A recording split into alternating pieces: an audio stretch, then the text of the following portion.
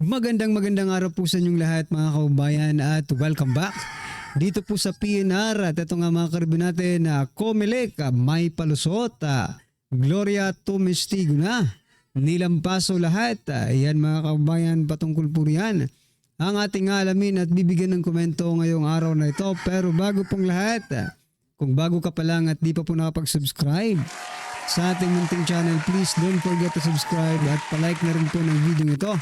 Maraming salamat po at salamat din po sa 188,545 na mga subscriber po natin. Maraming salamat po sa inyo. Sa inyo pong panonood dito sa ating channel. At ito na nga mga kaubayan, simulan na po natin to.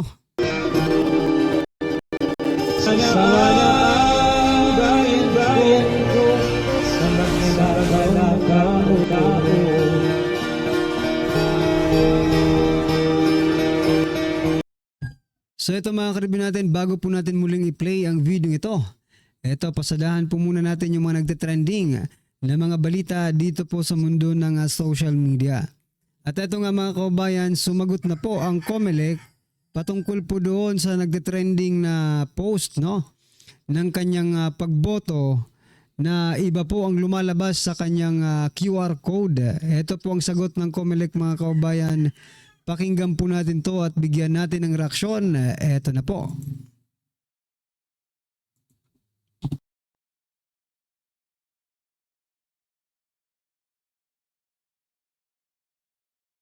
Pwede nilang makita pa rin yung mismong encrypted votes nila. Pwede pa rin makita anytime. Kahit 2 linggo na nakalilipas, pwede pa rin nilang makita pero hindi po nila makikita yung mismong pangalan ng mga binoto nila kasi nga po na-encrypt na.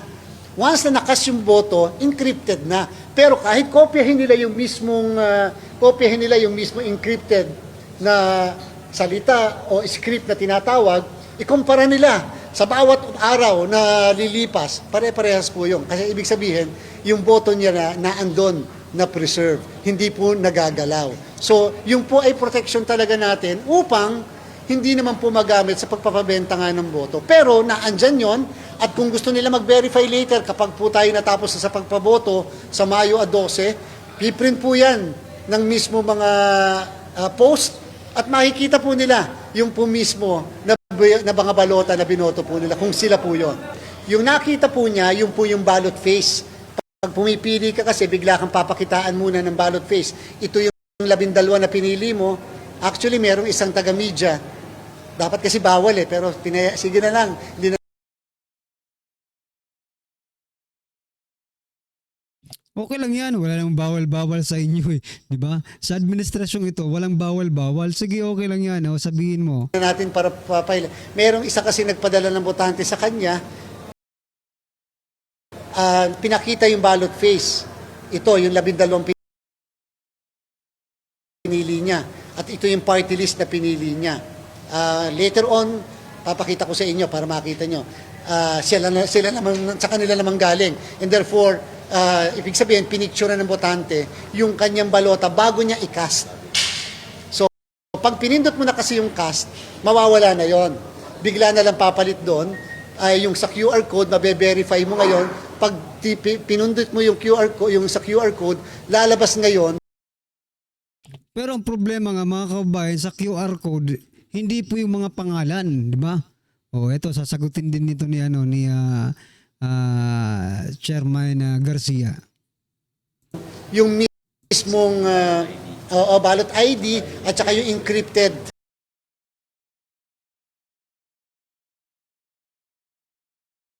na script. So makikita po natin yon. Doon kasi sa script minsan may nakalagay na pangalan ng isang kandidato, minsan ganyan, pero hindi po nangangalugan na yun ang binoto nila. What?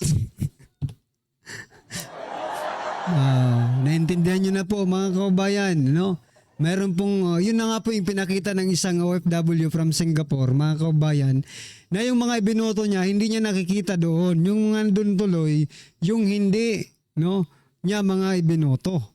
Aba? Encrypted nga Pero kabaliktaran yung Talaga pong ganun lang yon.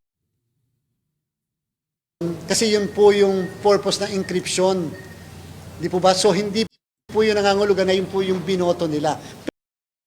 Okay, mga karibin natin. Hindi nangangahulugan na yun po ang ibinoto natin, pero sila po ang aaper doon po sa QR code na ibibigay sa atin. Di ba? Kung sa bagay, encryption po ang tawag dyan, mga kabayan, pero kaduda-duda pa rin, no? Kasi instead na yung ibinoto natin, yung aaper doon sa QR code na yun, hindi daw po ganun, mga kabayan, no? Dahil naka-encrypt, no? Parang mga i-decode pa yan, mga karibin natin. Pero bakit? Ang tanong, bakit may mga pangalan nang hindi tuloy natin ibinoto? Di ba? Hindi ba kaduda-duda yan? Pero nandun sa encrypted script, yung lahat po ng binoto nila. Later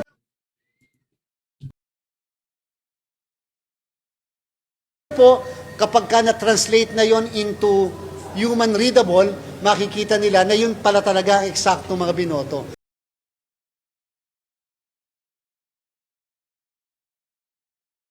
So yan, mga kabayan, ang hirap pala ngayon, no? Kasi naka-encrypted pala yung ating mga iboboto or yung binoto natin. Hindi natin makikita na yun talaga ang a-appear sa QR code, no? Magagamit lang pala ang QR code, mga kababayan, pag natapos na ang eleksyon. Dahil pag natapos na po, nabilang na lahat-lahat, doon mo palang makikita yung doon palang madidecrypt, no? Yung encrypted na QR code na yun, mga karibin natin, no? So what is the purpose? Di ba? Tapos ng eleksyon, doon pa lang natin makikita yung pinaka-resibo natin ng pagboto. Di ba? Ang gulo. Ako naguguluhan po ko, mga kabayan, pero yun po ang gusto nilang iparating sa atin, na useless po ang QR code sa mga panahon pa ng eleksyon. Magiging okay lang po yan at magiging readable nga, sabi, no, ni Chairman Garcia, after, no, ng eleksyon. Doon pa lang natin malalaman kung sino-sino talaga ang ibinoto natin. Kasi tayo hindi rin naman natin alam kung yun nga talaga, di ba, ang nandoon sa encrypted na QR code na yan. Di ba? Hindi kaya ito maging source of Chairman Garcia? Nagtatanong lang naman po. Hindi kaya ito maging source of pandaraya? Itong mga ginagawa ninyong encryption ng QR, may pa QR code pa kayo? Di ba? Well, anyway, yan po ang sagot ng COMELEC, mga kababayan. Ano po ang inyong opinion dyan? I-comment nyo na lang po, okay? At ito, pasadahan din po natin itong balitang ito, mga kababayan. Si PCO Jose Claire Castro, ito, meron pong paalala sa ating mga kababayan na boboto or bumoboto na sa ibang bansa, no? Yung mga OFW natin ay bumoboto na po. Ito po ang kanyang mensahe. Gampanan ninyo po ang inyong tungkulin bilang isang Pilipino. Bumoto po kayo ng nararapat. Bumoto po mula sa puso. Huwag bumoto ng dahil sa bulong o dahil kayo'y nabayaran. Kung di iboto ninyo po ang mga taong nararapat. Yung maaasahan natin, mga leader na hindi ibebenta ang bansa kahit sa anumang paraan, at mga leader na makabayan. Ikaw, Jose Claire Castro, talagang walang kang kasawa-sawa sa tira sa mga Duterte. Pati dito sa, even though hindi mo minention yung pangalan na Duterte, alam po namin ang pinatutungkulan mo, no? Diyan po sa ibinenta ang bansa na sinasabi mo. Well, anyway, if you have any proof, evidence, no, that former President Duterte ibinenta, kung ano mang sinasabi mong ibinenta yan, ibinenta ang bansa, di ba? Alam nyo, kayo nga itong nagbenta eh. Ibinenta nyo po ang gold ng ating bansa. Di ba? Huwag nyong i-turn yung table to the other players, di ba? Nasa inyo po. Kayo po ang nagbebenta. At malamang sa malamang, we can consider that property yan ng bansa eh. No? Property po yan ng Pilipinas. Gold reserve of the Philippines. Ibinenta nyo po. No? Gusto ko lang pong ipaalala dito kay Jose Claire Castro. Yan, bumoto na po kayo mga kabayan ng nararapat. Aba, syempre. Boboto tayo ng mga nararapat, yung hindi utang lang ng utang. At walang proyekto sa ating bansa. Hindi pwede ang ganun. Okay? Bumoto po kayo ng nararapat. Tama po yung sinasabi niya. Ano po ang inyong opinion dyan? I-comment nyo na lang. At eto pa mga kabayan, etong matindi. Sabi naman po dito ng DSWD, ito pong press briefing nila. Sabi dito, walang gutom program at DSWD. Sabi po, meron tayong walang gutom program for peace at iba pa. Sabi naman ng mga beneficiaries, natutuwa raw sila sa programa. So, masasabi natin na may impact talaga. Talagang may impact yan, ma'am. Diba? Yung pamimigay ninyo, may impact po yan. 1 to 3 days, survival. Sabihin natin 1 month survival. Okay, sige, for the benefit of the doubts, di ba? 1 month, 2 months, di mga tamad na. Ano ngayon? Ano ang gagawin ng gobyerno? Hindi mag-ayuda ng ayuda para masustain, no? Masustain yung kanilang mga pangangailangan, hinayutak na. Paano naman yung mga taxpayer, no?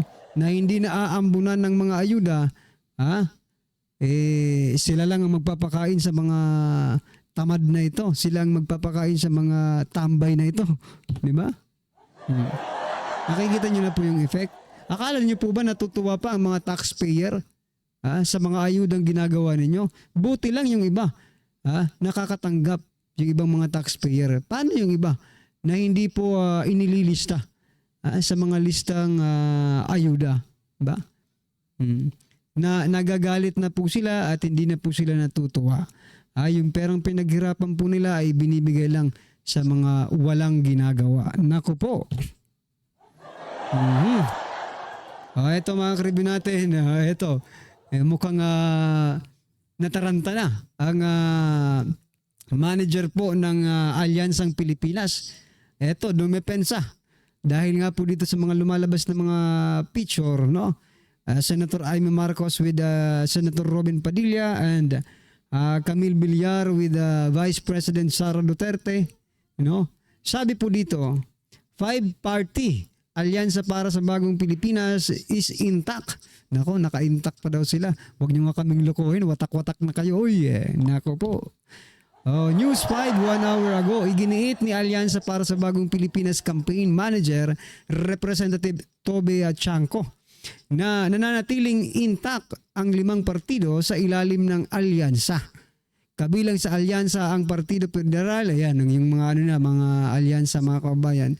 What I'm trying to point out, niloloko na naman tayo mga karibin natin. Sinasabi nilang intact, pero sa totoo lang, watak-watak po ang Alyansa nila.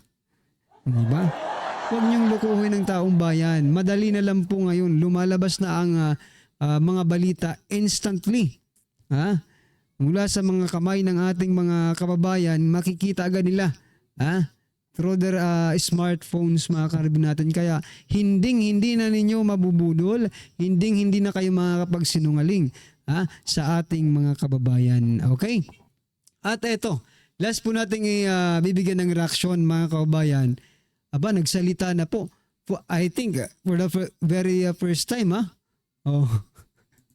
don't know if this is first time, Lito Lapid, mga karibin natin, nagsalita.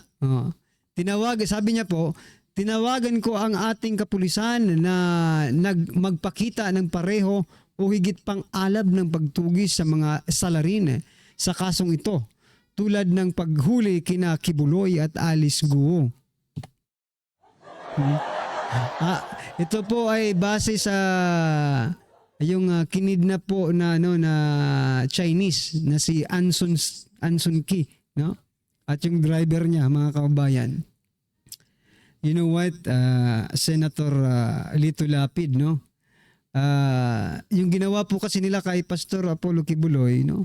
Yung paglusob nila sa KOJC compound, ang paghuli po nila kay Alice Go, gagawin nila dyan? Baka may magalit. Baka may magalit pag ginawa nila yan. Hindi naman yan itinuturing na kalaban ng gobyerno. Di ba? Yan ay yung opinion. Yung personal na kalaban. Pero itong mga kidnapper talaga, kalaban yan ng gobyerno. No? Pero I think they have different approach. No? Pagdating po sa Duterte allied or mga supporter, no? At dito po sa mga totoong kriminal ng ating bansa. Pag Duterte kasi, nag-aalab talaga, Senator Lapid, nag-aalab talaga ang kanilang mga actions, no? Pero pagdating po dito sa mga kriminalidad, mukhang malamig yata ang kanilang mga aksyon, no?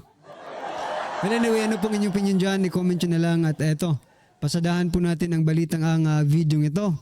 Eto na po. Ito ang balita ngayon, viral at pinag-uusapan ngayon sa mundo ng social media. Ang di umano'y balitang. Ito ang balitang dapat malaman ng taong bayan. Balitang hindi pa ipinapalabas ng bayarang media. Patuloy ang pamamayagpag ng Agila. Vice President Sara Duterte hindi na mapipigilan pa. Isa na namang patunay na sa kabila ng samut-saring pangbabatikos at walang katapusang pagdinig na di umano'y pinupolitika lamang ang Office of the Vice President, patuloy pa rin ang tiwala ng taong bayan. Vice President Sara Duterte nilampaso ang lahat at nangunguna pa rin sa inilabas na bagong survey para sa 2028 presidential election. At dating Pangulong Gloria Macapagal Arroyo tila binasag ng katahimikan at harapang sinapol ang Marcos administration. Pero bago ang lahat, kung bago ka pa lamang sa aming channel, please huwag kalimutang mag-like, subscribe at i-click ang notification bell para mas maging updated ka palalo sa lahat pa ng bagong video na i-upload namin. At eto na nga mga kababayan, patuloy ang pamamayagpag ng Agila. Ayon pa sa WR Numero Research sa kanilang 2028 Presidential Survey, Nguna si Vice President Sara Duterte na mayroong 24%. Dikit ang score nila ni Senator Raffy Tulfo. Pangatlo si Leni Robredo na nakakuha ng 9%. Ikaapat ay si Grace Poe na mayroong 5%. Nasa ikalimang pwesto naman si Senator Amy na nakakuha ng 5%. Nasa ikaanim na pwesto naman ang Senadora na si Risa Hontiveros na nakakuha ng 4%. Nasa ikapito na pwesto naman ang ex-senator na si Manny Pacquiao na nakakuha ng 4%. Nakasama naman sa ikawalong pwesto ang matapang na senador na si Ruben Padilla na nakakuha ng 3%. At ang panghuli at pinakakawawa sa kabila ng mga ayuda na kanyang pinamudmod sa taong bayan ay lagapak pa rin ang nakuhang tiwala ng taong bayan sa kanya. Nasa panghuling pwesto naman ang House Speaker na si Martin Romualdez na nakakuha lang ng 1%. Matapos nasa panghuling pwesto, ang nasabing speaker ay mas lalong tila pinagtawanan nito ng marami sa ating mga kababayan dahil sa kabila ng walang katapusang pinamudbod na ayuda at pera ni Romualdez, tila hindi pa rin siya gusto ng taong bayan. Hindi naman nakapagpigil na magkomento si Crisette Laureta Chu at tila sinampal ng katotohanan ng nasabing speaker. Ayon pa sa kanya, ang tanga-tanga ng mga congressmen who still ally with Martin. He has spent more than 500 billion pesos in ayuda trying to make people love him and more. And yet, he still cannot get beyond 1 point. In its nearly 3 years, itaganyo sa bato on the grave of all my ancestors that Martin will never ever be the most loved or even liked politician. He will never be president. He won't even budge from the lowest rank as Indian na siya. Spending 1 trillion pesos more would not make a difference. It's not the money that the issue because he is so uncharismatic, so unlikable, so insincere. You cannot sense, for lack of a better word, the evil in him. You are hitching your wagon to a falling star. After BBM, wala yan si Martin. Bobo na mga congressman na to risk their political future on someone so hated. Mag-isip-isip naman kayo. Unquote. Nagbigay naman reaksyon at komento ang solid DDS na si Mr. Real Talker na siyang pinagtawanan at sampal ng katotohanan. Speaker of the House na si Romualdez dahil mas malaki pa ang nakuhang porsyento ng hindi pa sigurado o undecided kung sino ang iboboto. Tila lumabas tuloy na kawawang-kawawat namumulubi sa boto. Di umano'y naglustay ng pera ng taong bayan para ipamudmod sa ayuda, pero tila isinusuka pa rin ng maraming Pilipino. Number 9, Martin Romualdez with 1%. Lahat na, no? Lahat na ng kahihiyan pinaggagawa mo, di ba? Pa rin, Martin Tambaloslas. Sa pinakalas ka pa rin, 1%. Gloria Macapagal Arroyo, tila binasag na ang katahimikan at matapang na nagbigay ng kanyang hinaing at komento. Uri ng full video. Ito palang SWS na survey noong first quarter itong year na ito, itinago nila yung grabing paglagapak ng rating ni PBBM at saka ni Martin Romualdez. Ang approval rating ni So yan mga kaubayan, sa kabila po ng kanilang pang-aayuda, paninira sa mga Duterte, lagapak pa rin po. Nako. Yan talaga, pag hindi ka talaga mahal ng masa, taong bayan, ordinaryong Pilipino, wala ka talagang puwang sa kanilang mga puso. Yan mga kaubayan. Alright, ano man po ang inyong opinion, reaksyon patungkol po sa video ito, i-comment lang po sa baba para at least alam po ng ating mga kaubayan ang inyong opinion. Maraming salamat po. Please don't forget to like the video. Maraming salamat po. Sawana ang bayan ko sa magsagalak